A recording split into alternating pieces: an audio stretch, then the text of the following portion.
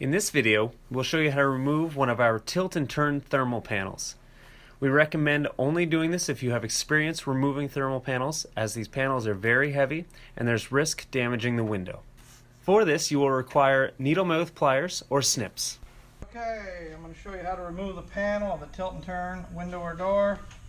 Slide your bottom hinge cover off. Go to the top, remove your hinge cover up there, just pull straight out. And you'll see you'll have your hinge pin right here. You're going to want to hook onto that with needle nose pliers or snips like I've got here. Pull downward on it.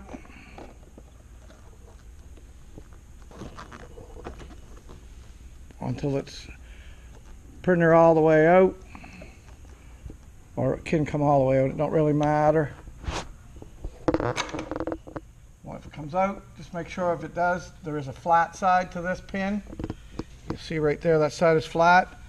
Make sure it goes up back in the same way it come out, with that flat side of the pin right up in there. There. Once it's hooked into there, then your panel still will come out. Then you just simply open your panel to the open position, let it come out of the top hinge, and lift it off of the bottom post. That's how you remove the panel. And when you want to put the panel back on, once you're done working with it or whatever you're doing with it, you simply line your bottom hinge over here, up with that pin right there, and slide it down on, set your panel up into place. And then your hinge, you'll have to move it till it locks into place. Slide back up on the pin. It's back in place. Put your covers back on.